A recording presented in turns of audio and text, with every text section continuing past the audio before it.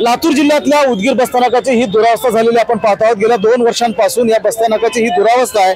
बांधकाम या बसस्थानकाचं रखडल्यामुळे प्रवाशांना मोठ्या अडचणीला सामोरे जावं लागतं आहे। उदगीर हे कर्नाटक सीमावर्ती भागातलं मोठं शहर आहे, मोठी बाजारपेठ आहे। या ठिकाणावरून शेकडो प्रवासी जे आहेत ते कर्नाटक, आंध्र आणि राज्यातल्या सीमा अनेक जिल्ह्यांमध्ये प्रवास करत असतात। या ठिकाणाहून चिखलानं माखलेले हे जे बसस्थानक आपण पाहत आहोत, पावसाळ्यामध्ये किंवा पाऊस झाला की आणखीनच समस्या जी आहेत ते प्रवाशांच्या समोर मोठ्या प्रमाणामध्ये उभी राहते आहे। प्रशासनाकडे वेळोवेळी आंदोलन करण्यात आली, मागणी करण्यात आली, निवेदन देण्यात आले, मात्र कोणत्याही नेत्यांनी किंवा अधिकाऱ्यांनी या बसस्थानकाकडे लक्ष दिलेलं नाही आणि त्यामुळे प्रवाशांच्या अडचणीमध्ये जे आहे ते दिवसेंदिवस वाढ होताना पाहायला मिळत आहे। मला सांगा काय त्रास होतोय ते प्रवाशांना? किती दिवसांपासून हे बांधकाम जे आहे ते बसस्थानकाचं रखडलेलं आहे?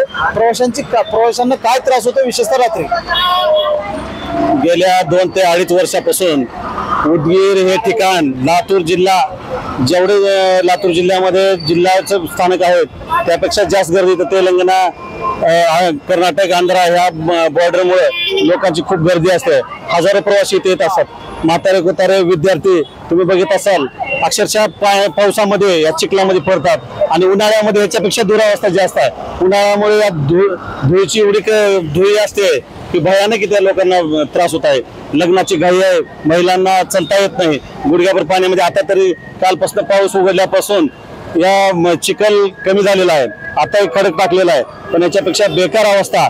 आमच्याकडे काही व्हिडिओ आहेत, आम्ही वेळोवेळी प्रशासनाला सांगून पण इथे काही व्यवस्था झालेली नाही। आपण जर लक्षात घेतलं तर ह्या पावसामुळे चिखल माखलेला आहे आणि दुर्गंधी पसरलेली आहे बसस्थानकामध्ये।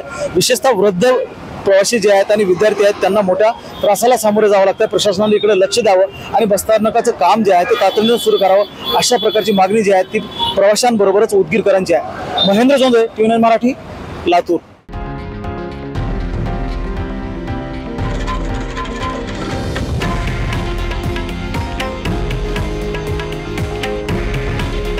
हे आहे देशातील नंबर 1 न्यूज नेटवर्क आणि आपण पाहत आहात TV9 मराठी।